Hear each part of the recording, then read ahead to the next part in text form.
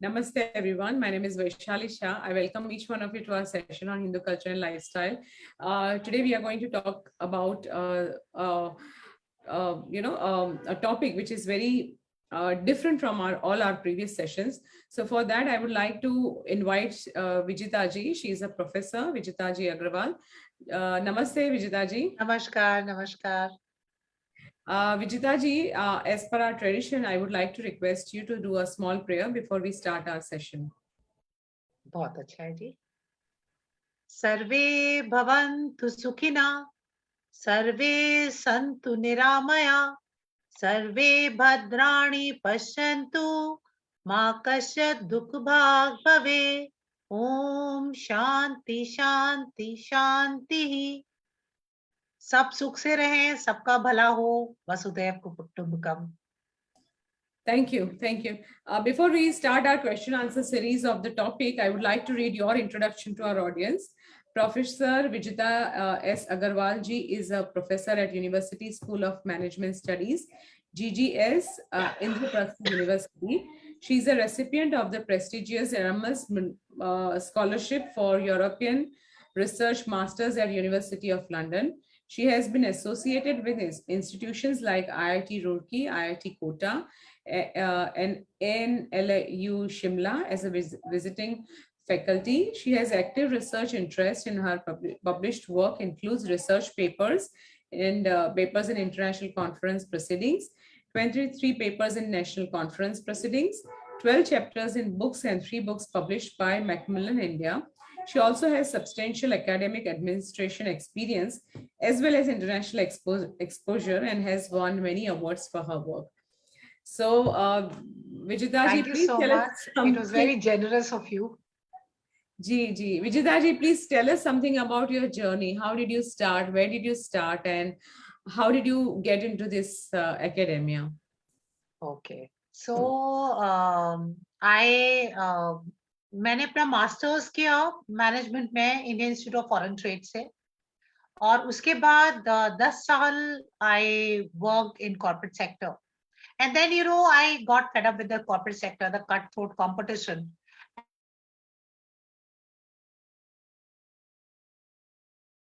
passion, and it's my soul's desire. And ever since then, I've been in teaching. I've been teaching for the past 22 years now.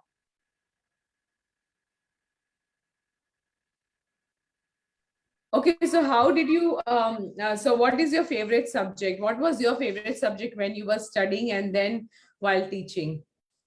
Yeah, so I teach international business, and also I teach ethics and corporate social responsibilities. These are the subjects which I teach to the students. But my heart's passion is looking into our cultural tradition, looking into our our traditions and ideology. So I try to marry the two, that is our Indian tradition with the international business which I was teaching.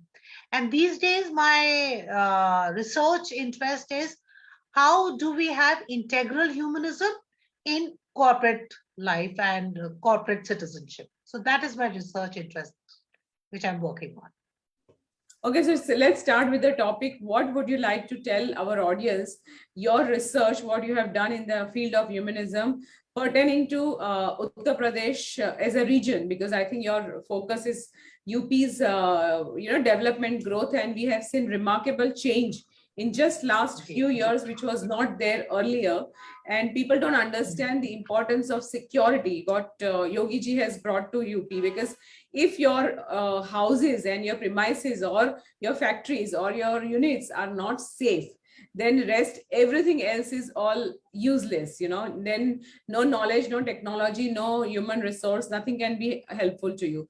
And I mean, because I have understood how the development has happened in Mumbai, how much it was important for us living people in Mumbai to remove those people before the actual MNC started coming and investing. So we have seen all that phase here in Mumbai. Of course, I don't live in Mumbai anymore, but then I've seen all that in my childhood. And that is the reason I understand the importance of security. which I think Yogi ji has given to the Uttar Pradesh people. So let's start with your idea about Yes. how and what you think. Yes. So the thing is, let me just explain. Let him be. He's looking so nice on the show. Let him be. So let me go into a little bit of background of what do we mean by integral humanism, and what do we how do we understand them in modern context. So as we all know, the world as such is divided into two philosophies. Now so as I was saying, the world is divided into two philosophies, capitalism and socialism. And in capitalism, the power is in the hands of few individuals. And in socialism, the power is in hand of the government or the center. In दोनों में आपका जो individual है, that is a कॉग in the wheel. उसका अपनी individuality कोई नहीं है, उसका अपना कंट्रीब्यूशन कुछ नहीं है. He is just a means. तो दीनदयाल जी ने दीनदयाल जी ने कहा कि जो भारत का जो सोच है, जो भारत का दर्शन है, that is very different. And he gave this philosophy of ekatma manav darshan ya integral humanism.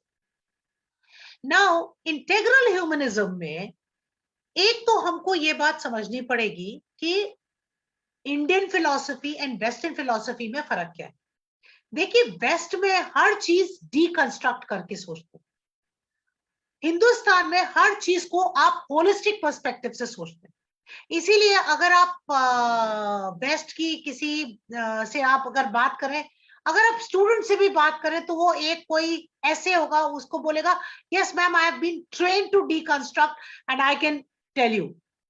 I will just tell you, अभी Audrey Truschke, who is from Rutgers University, who held a conference on dismantling global Hindutva. When people asked her about Indology, she says, I'm a trained historian. I can deconstruct everything. See, that is not the thing. Till the time you do not know the ethos, till the time you do not know the context, you cannot deconstruct. So, when we come back to integral humanism, Pandit ji ने कहा कि हमारे human kind has four hierarchy, it is hierarchically organised. और कैसे? Mind, intellect, body and soul. जैसे कि Maslow's theory of hierarchy में कहते हैं, आपकी basic survival need and then you go to your self actualisation. इसको अगर आप बिल्कुल कॉमन इंडियन कॉन्टेक्स्ट में देखें तो क्या है? अर्थ, काम, धर्म और मोक्ष. दीनदयाल जी ने कहा कि हर मानव के लिए ये चारों नीड्स होनी जरूरी है. और फिर एक और बात कही, जैसे कि वेस्ट में बोलते हैं फैमिली क्या है? There is your family of birth and your family of progeny. इसका मतलब आपने फैमिली को भी दो भागों में कर दिया. जब आपकी शादी हो जाती है तो आप अपनी माँ बाप की फैमिली से पूरी तरह से टूट जाते हैं. पर हम अपने भारतीय दर्शन में हम ऐसा नहीं कहते. हम तो अगर कोई सड़क पे भी जा रहा होगा तो rarely, at least in our generation, rarely you took names of the people. अगर घर में काम वाली भी आती थी तो आप उसको दादी, चाची, दीदी इस तरीके से कह के बुलाते थे. आप इसमें देखिए, वेस्ट में अपने माँ बाप, अंकल को भी नाम से बुलाने लगे. तो इस तरीके का जो दर्शन में जो, अच्छा दर्शन भी देखिए, darshan is not equal to philosophy. Darshan की जब हम बात करते हैं, हम अपने भारत में फिलॉसफी को दर्शन बोलते हैं. Darshan is a perspective. So philosophy and darshan, they are interchangeably used but they are not the same. तो दीनदयाल जी ने जब इंटेग्रल ह्यूमनिज्म की बात करी तो इन्होंने कहा कि देखिए, जो पूरा हम जहां भी, wherever we are residing, we believe in mutual cooperation. And mutual cooperation कैसे होता है? प्रकृति, संस्कृति और मैं जो है वो तालमेल बैठे, यानी कि आप जिस तरीके से अपने ट्रेडिशंस बनाते हैं और आपका जो वातावरण है, when you talk about sustainability, when you talk about environment, there should be an alignment, there should not be विकृति. अब देखिए कितनी ब्यूटीफुल बात बोली उन्होंने कहा कि हमको प्रकृति का दोहन करना चाहिए, शोषण नहीं करना चाहिए. दोहन का मतलब क्या? कि हमको जितना जरूरत है उतना ले, लेकिन वी शुड नॉट एक्सप्लॉइट. इसके बाद हम जब बात करते हैं, we also come to a very important thing, that this all, सबसे छोटी इकाई व्यक्ति है, व्यक्ति के बाद उसकी फैमिली आती है, फैमिली के बाद समाज आता है, समाज के बाद राष्ट्र आता है, राष्ट्र के बाद एनवायरमेंट आता है, एनवायरमेंट के बाद आपकी डिविनिटी आती है. और इन सबको कंपार्टमेंट में नहीं, इन सबको एक कॉन्सेंट्रिक, नॉट विद कॉन्सेंट्रिक, एक स्पाइरल की तरीके से इन्होंने किया. So this is what Pandit Deendayal Upadhyay का एकात्म मानव दर्शन था, which was also like integral humanism. Can you give us some idea about who was Deen Dayal Upadhyay ji? Because, you know, I'm sure many of our audience abroad would not know quickly yes. so well. So, Vaishali जी, आपको जान के बहुत आश्चर्य होगा कि पंडित दीनदयाल उपाध्याय जो थे, ये 68 में इनका बड़ी मिस्टीरियस सर्कमस्टेंसेस में देहांत हो गया था, और अपनी बहुत छोटी आयु में इन्होंने एक पूरा फिलॉसफी डेवलप की. ये तो हमारे कम्युनिस्ट और इस तरीके की आइडियोलॉजी थी, क्योंकि ये जनसंघ और बीजेपी ने ये ideology adopt, so nobody worked on it, and you'll be surprised that this ideology is the ideology which is used in UN Sustainable Development Goal, which is used in अब इन्होंने waste में इसको humanistic management करके एक नया नाम दिया है. दीनदयाल उपाध्याय जी ने 64 में, I think it was from April 22 to April 25, he gave 4 lectures, and these were the seminal lecture in which he explained the philosophy of integral humanism. You will be also surprised that this is an absolutely जो बिल्कुल ही भारतीयता के context में ये philosophy है, and now is the time that we start working and developing and refining this ideology. Bharatiya Janata party की जो philosophy है, that is based on integral humanism. No, but then who was he? Where was he from? And how did he develop? He was from UP. He was from UP. He was born in a very in a small town of Mathura, and बहुत प्रखर थे, और इनको ये RSS इन्होंने join किया. RSS के बाद वहां के प्रचारक बन गए. इनको श्यामा प्रसाद मुखर्जी ने इनकी प्रतिभा को देखा और इनको आप तो जानते ही होंगे, आरएसएस जो पूर्व जनसंघ था और आज के BJP, they are like parallel lines, they don't meet but they support each other. तो श्यामा प्रसाद मुखर्जी ने इनको जनसंघ में इंडक्ट कर दिया, और वहां पर इन्होंने उनका basically how to manage, how to make the basic philosophy and policies of Jansangh, he worked on those, and in 1968 he was dead on the, I think rail की पटरी पे ये मरे हुए पाए गए थे. So this was a very intellectual prominent person, was बहुत जल्दी चले गए हमारे बीच से. Interesting. So now, because we are going to talk about UP as a role model or a platform where we can see, we have seen it in the past, or there is a huge possibility in the future with current change in the political scenario. So what do you think about the whole concept of Yes. this here in UP?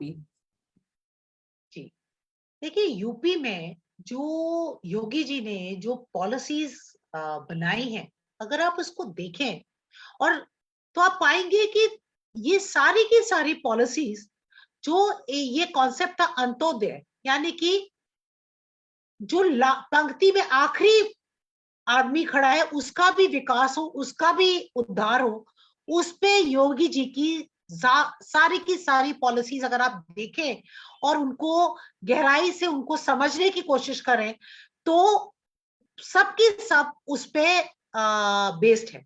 अब जैसे कि मैं आप देखिए, अखिलेश की सरकार आई थी जो सो कॉल्ड मुसलमानों को उन्होंने बहुत तवज्जो दी, लेकिन अगर आप देखें सही मानों में, अगर पंक्ति में आखिर आदमी को इन्होंने किया तो योगी जी ने किया। मैंने ये जो बात आपको इसलिए कही, कई बार योगी जी पे ये इल्जाम आता है कि बहुत कम्युनल है, ऐसा नहीं है।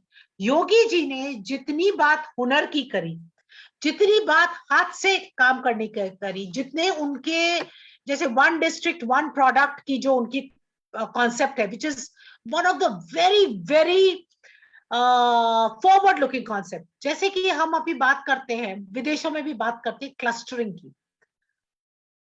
देखिए क्लस्टरिंग क्या है? क्लस्टर्स जो हैं वो ऐसा है कि आप एक इकोसिस्टम डेवलप करते हैं और वहां पे एक प्रोडक्ट जो है वो बहुत अच्छी तरीके से आगे बढ़ाया जाता है। अब जब हम इकोसिस्टम डेवलप करते हैं तो क्या करते हैं?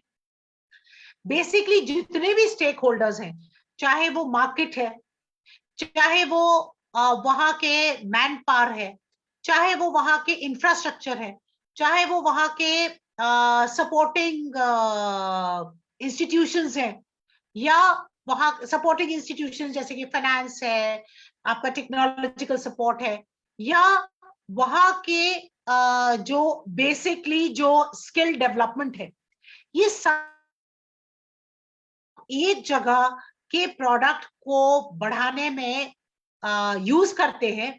So this concept is called clustering.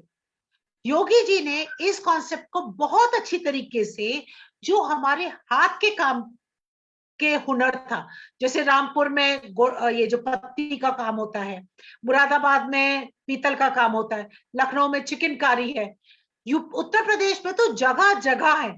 और योगी जी ने उन सारे जो छोटे एमएसएमई सेक्टर था उन सबको बढ़ावा दिया, जिससे कि एक तो स्वरोजगार की बात आई। अच्छा, एक यहाँ पे मैं आपको एक बहुत इंटरेस्टिंग बात बताती हूँ। हमारे हिंदी में या संस्कृत में जो हमारी बेसिक रूट लैंग्वेज है, वहां पर अनएम्प्लॉयमेंट जैसा कोई शब्द ही नहीं है। बेरोजगार जो है वो भी आपका उसकी रूट्स भी अरबी में है, हमारे उसमें नहीं है इसकी विरोध।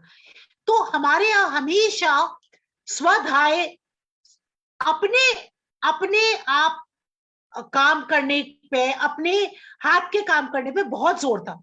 और इसीलिए जैसे अब आप गांधी जी की अगर हिंद स्वराज की बात करते हैं, he also wanted that each village, each entity should be self sufficient।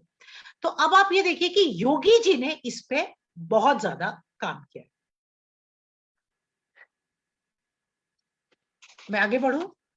Yes, yes, because you have to, yeah, yes. अच्छा अच्छा, मुझे आपको ये ओके भी ओके पूछना ओके है कि okay. how will you compare so his policies with the Western, some of the things are found in the Western societies as well. So please also mention that a little bit of comparison of both the thinking level. yeah, like I just mentioned here in we have this clustering, which is a very well uh, uh, developed concept in the Western world, and it is the same. Like for example, if you go to this fashion industry, they have this clustering. आप मिलान में जाएंगे, you will have the cows which are reared only for their leather and for their skin, and which is used in these very high fashion industry. So second policy of Yogi ji, I'll just focus on 3-4 policies. Second policy of Yogi ji, which I would like to pinpoint is his Beti Bachao, Beti Padhao.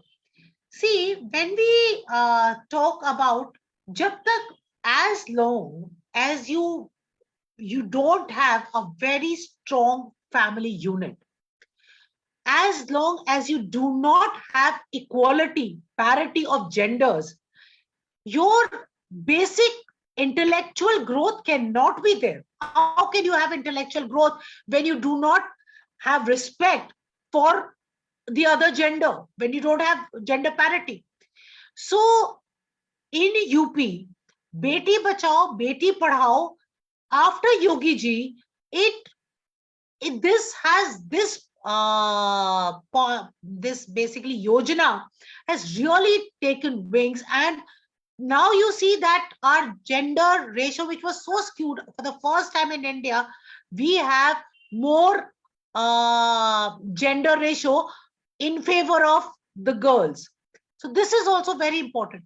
देखिए एक और मैं आपको बात करूंगी कि आप जब when we talk about integral humanism, there are also some of the basic things which you have to keep into consideration, and this has an applicability in almost everything. For example, one should have integrated approach to empathy. Till the time you do not have empathy, you cannot have a policy which takes everybody into with सबको साथ लेके सबका साथ सबका विकास सबका विश्वास आप नहीं कर सकते. देखिए मैं आपको एक बात बताती हूँ. ये आजकल AICT के जो चेयरपर्सन है सहस्त्र बुद्धि जी है. The way he is leading such a big organization is mind-boggling. So I met him once and I asked him. So he said कि I totally take this philosophy of integral humanism. Whenever I am making any policy, I take everybody into consideration. I have enrollment of each and every person. And that is why when you go to his office runs as if it is being run like a family. And he is the head of the family. People have so much of respect dil se. It is not that, kursi ki respect hai. Unke pav, मैंने देखा इतने senior लोग आते हैं, उनके पाव छू के इतनी रिस्पेक्टफुली उनसे बात करते हैं और वो भी बहुत स्नेह से उनकी बात सुनते हैं. एक और बहुत जरूरी बात है कि जब आपका एक नोबल मिशन स्टेटमेंट होता है, when you have a noble mission statement and you really believe in that noble mission statement, जब आप सबका विकास सबका साथ और सबका विश्वास की बात करते हैं, which is such a big thing, then all your policies also fall in line and the implementation of the policies fall in line. देखिए सरकार में पॉलिसीज वही होती हैं, लेकिन जो इम्प्लीमेंटेशन ऑफ द पॉलिसीज हैं वो होता है. अभी आपने हम सबने सुना कि रेलवे रिक्रूटमेंट बोर्ड की जो परीक्षाएं थी उसमें बहुत बवाल मचा और बहुत जल्दी ही वो काबू में आ गया. So I heard the speech given by SSP Prayagraj and you will not believe when he and I was watching that video, he goes to that place where छात्र ना सब उधम मचा रहे और कर रहे, and he says कि मैं भी इसी कॉलेज से पढ़ के निकला हूं और मैं भी RRB की परीक्षा में बैठा था, फिर मैं IPS में बना और मैं आपको विश्वास दिलाता. The way he spoke, the way he enrolled, आप सोचिए कि जो छात्र नारे लगा रहे थे वो तालियां बजाने लगे.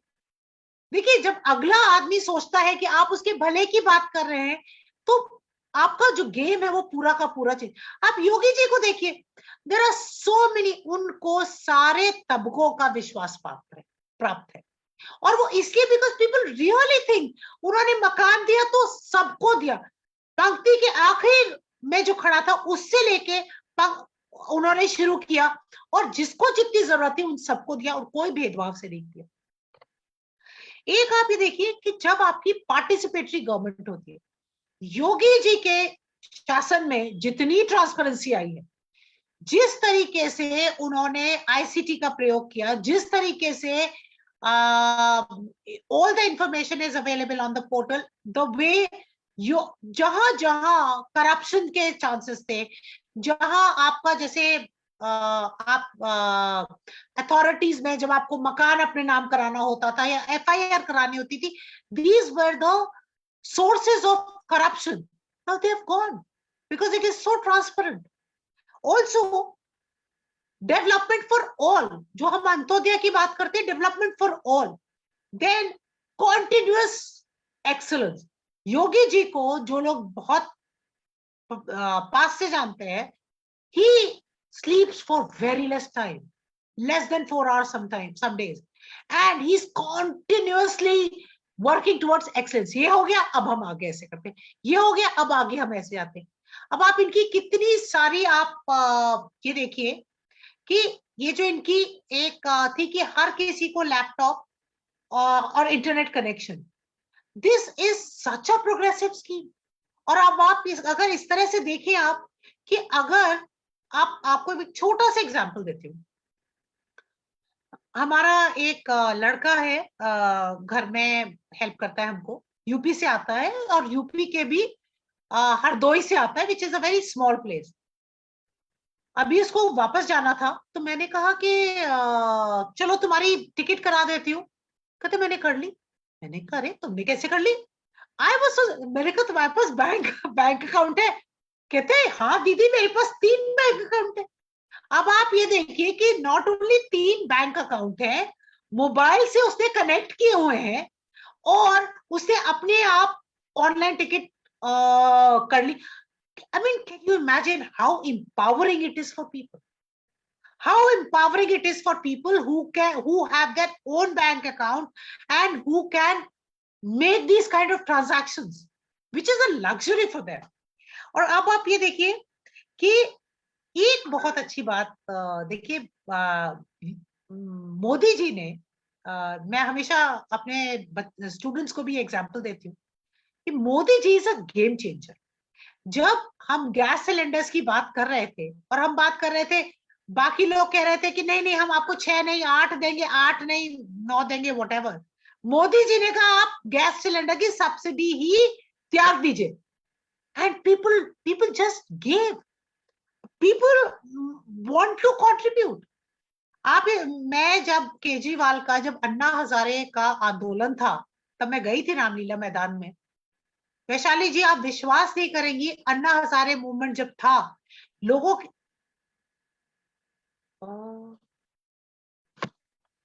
Can you hear me? No, please continue. I'm listening. Hello.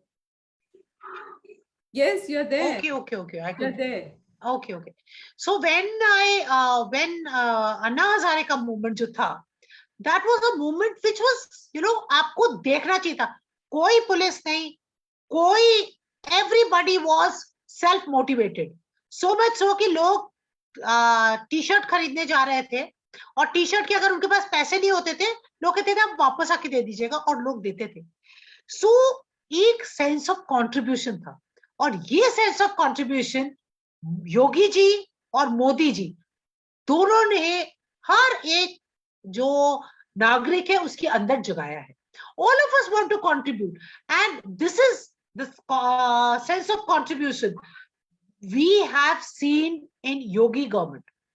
And एक जो हम बात करते हैं हुनर की, जैसे मैंने पहले भी कहा था आपको, हस्तकला में और कौशल में योगी जी का जो योगदान है वो I mean there is no parallel to that.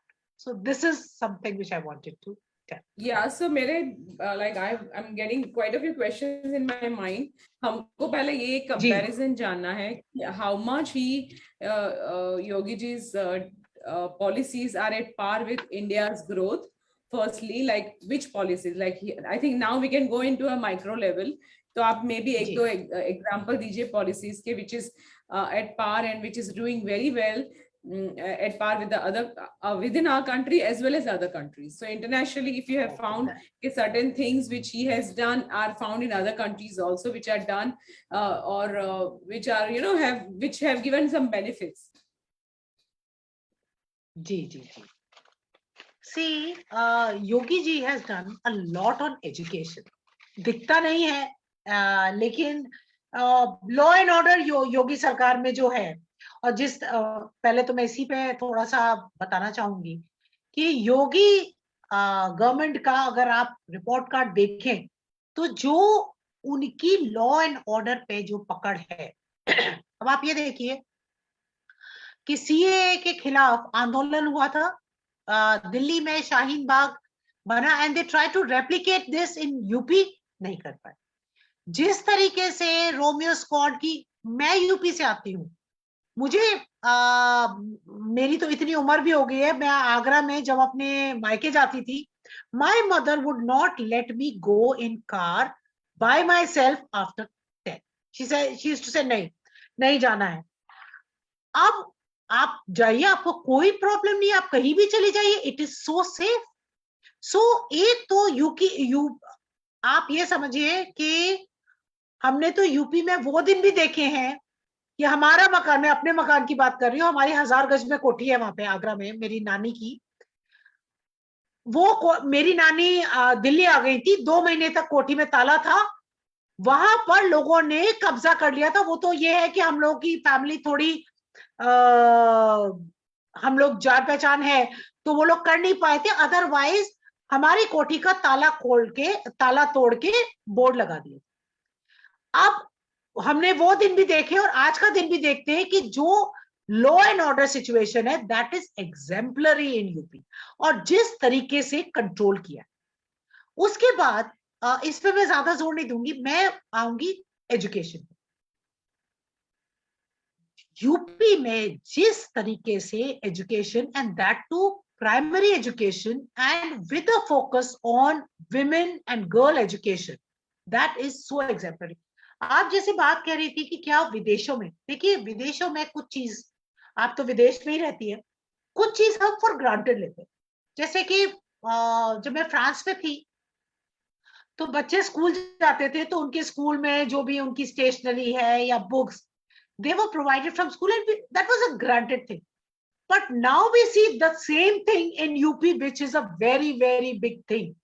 देखिए, अहिल्याबाई कन्या निशुल्क शिक्षा योजना जो योगी जी ने स्टार्ट की, जिसमें ग्रेजुएशन तक, देखिए प्राइमरी एजुकेशन की अगर हम बात करें तो एजुकेशन में all over the globe primary education is a public good and college education is a private good, meaning thereby कि प्राइमरी एजुकेशन देना सरकार की जिम्मेदारी है और कॉलेज एजुकेशन देना आपके मेरिट पे है या आपके फाइनेंसेस पे, सरकार की जिम्मेदारी नहीं है. आप कह रही थी कि कंपेयर करो, ये जो अहिल्याबाई निशुल्क शिक्षा योजना है, this is many step ahead of anywhere in the globe. आप यूएस की बात करते हैं, यूएस में कॉलेज एजुकेशन करते करते लोगों के घर बिक जाते हैं और स्टूडेंट्स को अपना लोन चुकाते चुकाते जिंदगी बीत जाती है. Exactly. So this is the worst part of American education के exactly शुरुआत ही डेट से चालू करते हैं. पहले तो उनका बिल इतना बड़ा है and that he has to pay off the whole thing throughout his life. जी बिल्कुल. और देखिए ये अहिल्याबाई जो योजना है ये तो खासतौर से लड़कियों के लिए है. एक इनकी है जो कि प्लानिंग में है, विच इज अ वेरी, और नाम भी उसका बड़ा अच्छा है, केजी टू पीजी स्कीम. उसमें इन्होंने प्लान किया है कि free and compulsory education to all the students between kindergarten and post graduation. देखिए पोस्ट ग्रेजुएशन तक का अगर आप सोचते हैं, और वो भी ऐसी स्टेट में जिसमें हम सब सोचते थे कि कुछ हो नहीं सकता, this is a very big thing. अच्छा, एक इन्होंने जो है कि that is also one of this education which is they have planned and it is in the almost getting implemented, that state government 10,000 cash reward देगी हर लड़की को जो 10वीं पास करे. आप ये देखिए, बहुत बड़ी बात है। हम लोग शहरों में रहते हैं, आप तो विदेश में रहती हैं, आपको लगेगा 10,000 रुपए कोई ज्यादा नहीं है, लेकिन मैं यूपी में हमारी जमीनें हैं, जब हम अपने गांव में जाते हैं तब पता लगता है कि 500 और 1,000 रुपए की क्या कीमत होती है लोगों के लिए। तो जिस बच्ची को 10,000 रुपए मिलते हैं 10वीं के बाद, तो वो 12वीं तक अपने आप पढ़ने की हिम्मत रख सकती है और जुटा भी सकती है अपनी हिम्मत। एक इनकी है बाबा साहेब अंबेडकर स्कॉलरशिप। इसमें इन्होंने पुअर स्टूडेंट्स को और स्पेशली SC ST स्टूडेंट्स को अफर्मेटिव एक्शन के तहत स्कॉलरशिप्स की योजना है। और एक इन्होंने देखिए की है यूपी में free school bag, stationery and uniform योजना। अब आप कहेंगे कि ये तो कोई बड़ी बात नहीं है। मैं अभी अपने गांव गई थी, तो वहां पर I met few of the school going children. तो सारे बच्चे स्कूल तो लग नहीं रहे, क्लासेस तो ऑनलाइन है, पर यूनिफॉर्म पहने हुए थे।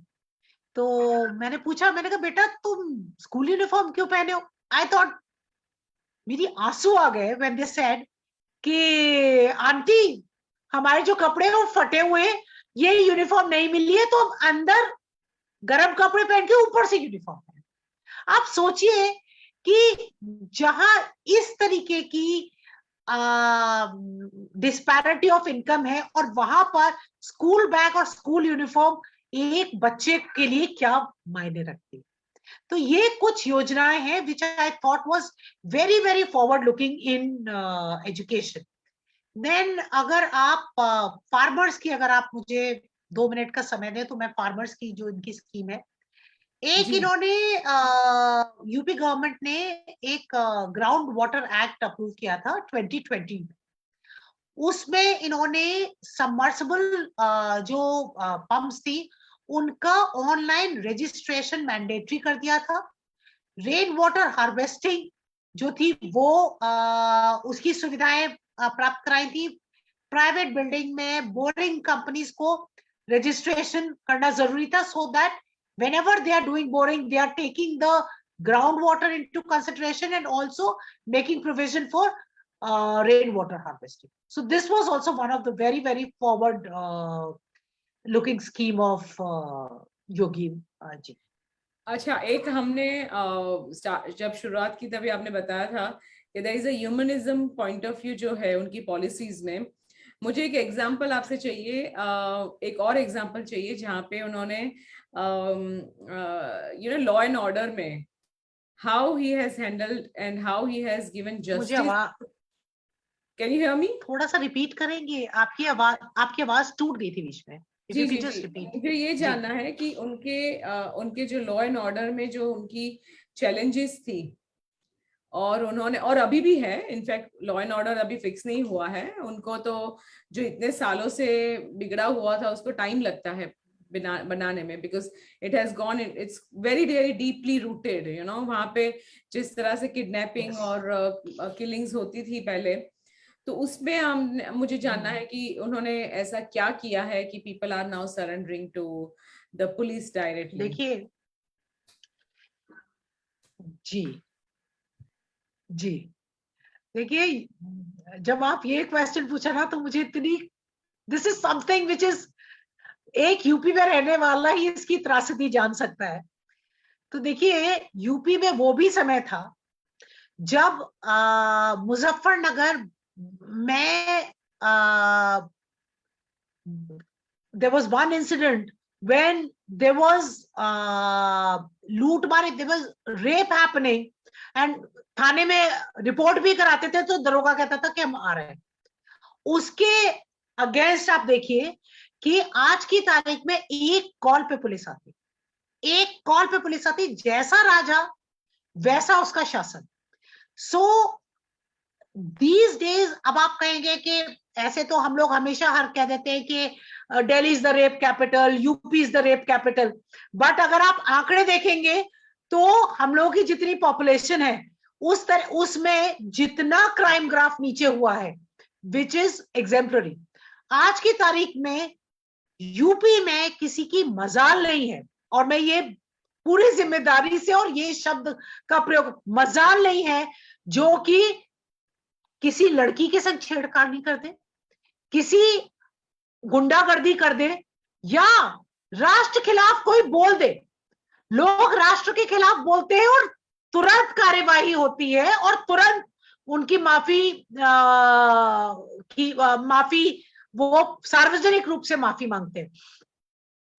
आपने आज से पहले कभी ऐसा सुना है कि जिन्होंने राइट्स किया उन्होंने ही उसका खामियाजा किया? अब ये जो यहाँ था, मैं मुरादाबाद का फिर से एग्जांपल दूंगी।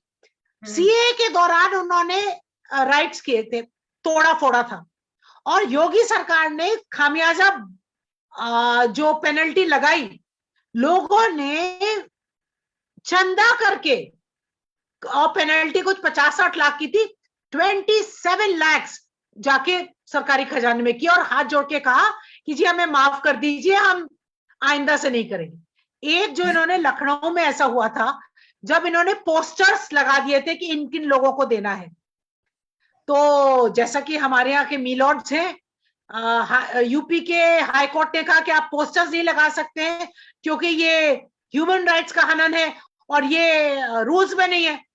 योगी महाराज ने रूल्स ही बना दिए कि हाँ लगा सकते हैं। तो ऐसा जहां पर राइट करने वाले जो तोड़फोड़ है उसका खामियाजा देते हैं, जहां पर अतीक अहमद जैसों की जो अनाधिकृत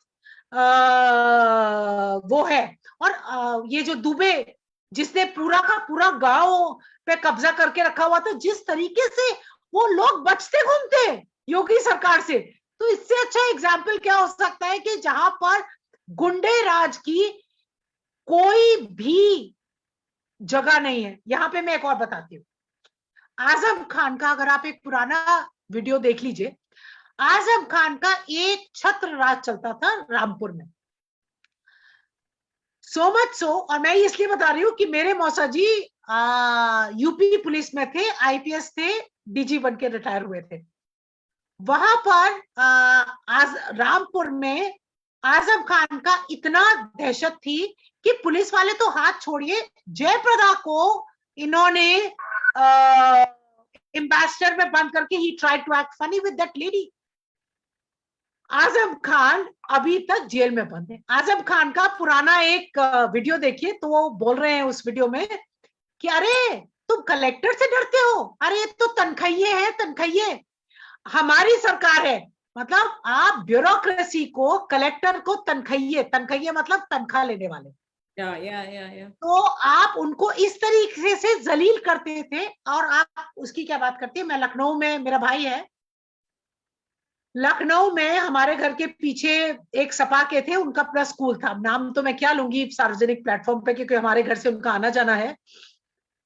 अगर वो फोन करते थे और एसएचओ जी सर करके जय हिंद नहीं करता था ना, अगले हफ्ते किसी बड़े अधिकारी को बुला लेते थे, एसएचओ को अपने घर बुला लेते थे, 1 घंटा उसको बाहर बैठाते थे और उसके बाद चाय पानी पिला के, मतलब बेसिकली सलाम मरवाने के लिए ये करते थे। एक और बताती हूँ, क्योंकि मैं यूपी से आती हूँ तो इसलिए मैं आपको अनगिनत एग्जाम्पल दे सकती हूँ। मेरे भाई ने ऑडी खरीदी, और ये जो महानुभाव है जिनकी मैं बात कर रही हूँ, उन्होंने भी ऑडी खरीदी। तो बरसात हुई और ऑडी का जो ग्राउंड क्लियरेंस है वो कम है, तो पानी भर गया। जब वहां से निकाला तो उसके इंजन बैठ गया, तो इसने अपने वहां पे जो ऑडी के शोरूम है वहां से अपनी ठीक कराई। तो ये जो इसका फ्रेंड ही है, घर के बगल में रहते हैं, तो कि क्यों गहरवार साहब, मेरे भाई से बोला क्यों गहरवार साहब कितने पैसे लगे? उसने कहा कि अरे यार 1,65,000 लगे। कहते हमारी भी खराब हो गई थी, हमारे तो नहीं लगे। तो इन्होंने पूछा कैसे नहीं लगे तुम्हारे? कि कोई नहीं, हम अपनी ऑडी टो करके ले गए थे और पीछे खुली जीप में 2 हॉकी वाले भर के ले गए थे और ऑडी के शोरूम पहुंचे, 2-4 शीशे वीशे तोड़े। उसने कहा सर अभी हम करवा देते हैं आप। तो आप देखिए वैशाली जी, वो भी दिन थे और ये भी दिन है। Very huge difference. मैंने तो huge difference, huge difference. UP बहुत ज्यादा नहीं देखा है. Mostly we used to go to Vrindavan and Mathura, you know, only those areas उससे. बट मैंने जितनी भी स्टोरी सुनी है और अभी भी मैं सुनती हूँ तो बहुत स्ट्रेंज फील होता है कि वो फिल्म्स में हमने जो देखा है वो आई थिंक वो एक टाइम रियलिटी था पहले के टाइम पे, जब किडनैपिंग और जिस तरह से हर टॉपिक पे हर रीजन से झगड़े होते थे, हर रीजन से फायरिंग ऐसे ही चल जाती थी. So I think that time was very difficult. So I think I'm very glad that you have given some idea about how UP government is doing right now and what is the possibility of where it can go, because I think population wise UP is the highest in the country. Is it true? और सबसे ज्यादा लोकसभा की सीटें भी वही हैं. हाँ, लोकसभा की सीटें भी है और सबसे ज्यादा प्राइम मिनिस्टर वहीं से आए हैं. Is it true? वो भी एक सच है. बिल्कुल बिल्कुल बिल्कुल. बहुत ज्यादा प्राइम मिनिस्टर ज्यादातर वहीं से आए हैं. और लेट्स सी, नेहरू जी की वो थी, इंदिरा जी की वही थी. तो यूपी तो दिल्ली के द्वार तो यूपी के थ्रू ही होते हैं हमेशा. Yes yes, very true. और वो भी मैंने सुना है कि यूपी का और ज्यादा डिवीजन करने की लोग ट्राई कर रहे हैं कि हम और थोड़े छोटे स्टेट में कन्वर्ट कर दे. तो ये है पॉसिबिलिटी कि नहीं है? मैंने कहीं इसके बारे में तो मैं क्या कहूँ. आई कम फ्रॉम द टाइम जब उत्तराखंड भी यूपी में ही था. एग्जैक्टली, इसलिए मैं पूछ रही हूँ उत्तराखंड भी वहीं. हाँ, अब इसके बारे में तो मैं क्या बता सकती हूँ, इसके बारे में तो मुझे अंदाजा नहीं है. ओके. और मुझे ये भी जानना है कि आज यूपी में जैसे कि अयोध्या है, ठीक है, अयोध्या का जो एक बड़ा ट्रांसफॉर्मेशन हुआ है from that time to this time, उसका इम्पैक्ट लोगों पे कितना पड़ा है? जी, आपको क्या लगता है? वैशाली जी, ये मेरा लास्ट क्वेश्चन है. हाँ, तो मैं थोड़ा सा, अब आपने लास्ट क्वेश्चन दिया और हम तो टीचर हैं तो थोड़ा कॉन्टेक्स्ट में देके बताते. देखिए, अब आप ये देखिए कि कितना हमारे जो हिंदू मानस को कितना दबाया जाता है. अयोध्या जो थी, मैं फैजाबाद में पढ़ी हूँ, कनौसा कॉन्वेंट में. अयोध्या जो थी वो एक डिस्ट्रिक्ट नहीं था, फैजाबाद था. अब आप देखिए कि फैजाबाद का क्या था. आप बेसिकली अयोध्या को कम करना चाह रहे थे. तो ये जो अयोध्या, आपका प्रश्न शायद ये था कि अयोध्या जो डेवलपमेंट हुआ है उस पे यूपी, ओवरऑल यूपी पे इम्पैक्ट क्या पड़ा है? देखिए, एक तो let us talk about economics.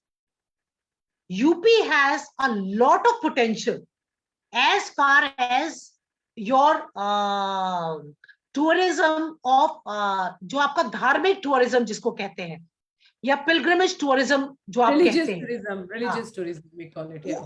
उसका जो यूपी में पोटेंशियल है इतना ज्यादा है. आपने, जैसे आपने स्वयं कहा कि मथुरा, आप वृंदावन मथुरा जाते थे, लेकिन आपने ये भी देखा होगा कि जब आप वृंदावन मथुरा जाते थे आपका ओवरऑल एक्सपीरियंस बहुत अच्छा नहीं रहता होगा. बिकॉज बड़ी बड़ी लाइनों में लगना पड़ता है, रहने खाने की कोई सुविधा नहीं है. तो अब आप फिर से जाइए, वहां पर भी बहुत इंप्रूवमेंट हो गया है. अयोध्या का जो है, अयोध्या, मेरा my brother is doing a project in Ayodhya, so I had gone with him. आप विश्वास नहीं करोगे, अयोध्या, मैंने अयोध्या देखी थी इन 80s. तब अयोध्या में जो गलियां थी ना, वहां पे गाड़ियां नहीं जा पाती थी. और जब पुलिस, जब कभी दंगे होते थे तो पुलिस वाले भी घोड़ों पे जाते थे. It was that bad. अब आप जाए अयोध्या में तो जिस तरीके का रेलवे स्टेशन बन रहा है, जिस तरीके का टाउन प्लानिंग है, जिस तरीके से पर्यटकों के रुकने और ठहरने और दर्शन करने की जो व्यवस्था कर रहे हैं, जो नदी थी सरयू नदी, वो इतनी, मतलब कहना तो नहीं चाहिए, इतना ज्यादा उसमें पोल्यूशन था कि हम लोग जाते थे तो बस आचमन करके आ जाते थे, वहां पे डुबकी मारने का भी इच्छा नहीं होती थी. और आज की तारीख में आप देखिए, इतनी साफ नदी है, इतने साफ नदी के घाट है, इतना भव्य मंदिर बन रहा है. अभी आप जाए और आप मंदिर के basically you see the road map of how the building is going to come up. itself gives you so much of, you feel very good about it कि आपको अब एक ऐसी जगह है जहां आप अपने इष्ट देव की कर सकते हैं in a very congenial and a very nice atmosphere. और अयोध्या के बाद Mathura, Kashi, all the, in fact जो हिंदुओं के जो 3 मुख्य स्थल हैं, काशी, मथुरा और अयोध्या, ये तीनों में आप देखिए कि बहुत विकास हो रहा है और योगी महाराज दोबारा से आएंगे तो हम एक नेक्स्ट लेवल ऑफ डेवलपमेंट देखेंगे.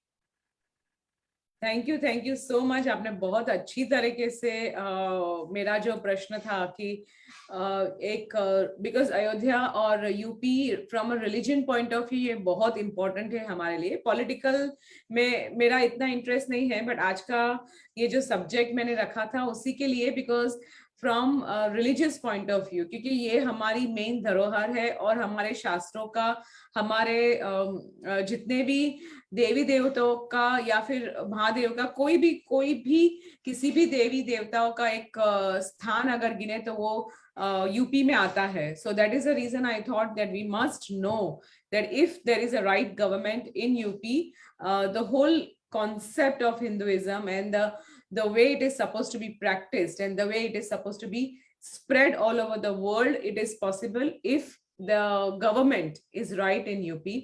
One last suggestion which has come into my mind is कि हम लोग नदियों को बहुत बुरी तरह से हमने ट्रीट किया है. केमिकल डेवलप मतलब फैक्ट्रीज का जो केमिकल मतलब जो वेस्ट होता है वो हमने अपनी नदियों में डाला है. So I think it's time, and with you also I want to give this message to people कि हमारा डेवलपमेंट या फिर कोई भी तरीके का इंडस्ट्रियल प्रोग्रेस जो है वो it can not happen at the cost of reverse, क्योंकि वो तो हमारा मेजर सोर्स है. यमुना नदी में मैंने बहुत सालों पहले जब देखी थी कंडीशन, वो पूरा पॉल्यूशन से भरा, जैसे आपने कहा मैंने भी आचमन किया, मेरे में हिम्मत नहीं थी पानी में अंदर जाके डुबकी लगाने की, इतनी बुरी हालत है. तो ये जो डेवलपमेंट हमने जो भी किया है और जो भी हो रहा है, that can not happen at the cost of forest and reverse. तो इसके लिए प्लीज आप एक मैसेज लेके जाइए कि अगर नदियां हमने साफ नहीं की, सिर्फ गंगा साफ करने से नहीं होगा, हमको यमुना है, सरयू है, बहुत सारी वहां की, गोदावरी है महाराष्ट्र में, बहुत सारी, नर्मदा है, बहुत सारी नदियां है, कावेरी है. तो इतनी सारी नदियां जो है उनको अगर हम क्लीन नहीं रखते हैं तो हमारा कोई पर्पस ही नहीं निकलता, मुझे लगता है, क्योंकि वो तो बेसिक है. पानी तो बहुत बेसिक चीज है, पानी हवा तो बहुत बेसिक चीज है. अगर वही हम साफ नहीं कर पाएंगे तो कोई डेवलपमेंट अगेन उसका कोई मतलब नहीं है. सो आज के इस सेशन के द्वारा ये मुझे कहना है कि वैशाली जी, मैं एक चीज, आप नदियों की बात कह रही हैं जी, वैशाली जी, आप नदियों की बात कर रही थी, तो मैं एक पॉजिटिव न्यूज आपको देना चाहती हूँ, आपके दर्शकों को. हिमाचल में सरस्वती का उद्गम माना जाता है. तो मार्कंडेय नदी बह रही है और वहां पे तो अब हिमाचल सरकार ने वहां पर कुछ वाटर चैनल्स को कन्वर्ज करके जो सरस्वती नदी का जहां से था वहां पे वो सरस्वती नदी को दोबारा से रिवाइव करने की प्रयास कर रहे हैं. So that is one good thing which I wanted to share on your channel. Very big news, because Saraswati हमारी ओरिजिनल आइडेंटिटी है, सरस्वती नदी का. बिकॉज हमारे सारे स्क्रिप्चर्स में, सारे शास्त्रों में सबसे पहले सरस्वती का नाम आता है नदियों में जी. और उसको बहुत पुराना कॉन्टेक्स्ट है उसके लिए. बिकॉज ज्योग्राफिकली भी अगर देखने जाए तो बहुत कुछ जो लिखा गया है वो सरस्वती, गंगा, सरस्वती, यमुना के आसपास के रीजन को नोट करते हुए या फिर उसको कोट करते हुए लिखा हुआ है. So it is very important कि हम ओरिजिनल सरस्वती का रूट और उसका जो उद्गम है वो अगर हम एक्टिव कर पाते हैं तो एटलीस्ट हमारे जो शास्त्रों में लिखा हुआ है वो 100% ट्रू हो जाएगा. 99% तो है ही है, बट और 1% बढ़ जाएगा कि चलो ना, सरस्वती के नदी के किनारे जो बनाया गया था या लिखा गया था वो कितनी तरह से सच है आज की तारीख में भी. So thank you so much. Thank you so much. It was a pleasure. Ji, thank you. Thank you. Namaskar. नमस्कार.